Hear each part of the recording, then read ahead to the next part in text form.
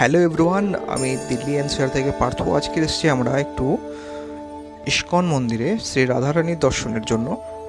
আর আজকে এই মুহূর্তে আমরা যখন এসেছি এখানে মন্দিরের সামনে, এখানে একটু স্পট দেওয়া রয়েছে হাত মুখ ধোয়ার জন্য।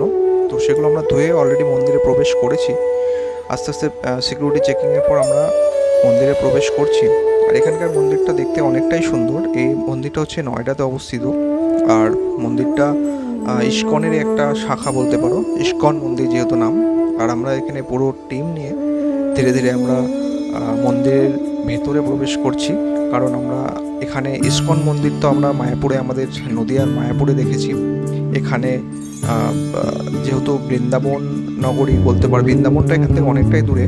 আর এখানে তোমার নয়ডাতেও রয়েছে যে ইস্কন মন্দির, তার একটা ছোট্ট ক্লিপ আমি শেয়ার করছি। কারণ এখানে ভিডিও অ্যাকচুয়ালি করা মোটামুটিভাবে পুরোপুরি নিষিদ্ধ। আর আমি অনেক লুকিয়ে ছুটিয়ে প্রথমবার যেহেতু এসেছি, তা ভাবলাম যে একটুখানি যদি ক্লিপ আমি তোমাদেরকে শেয়ার করতে পারি ভালো লাগবে।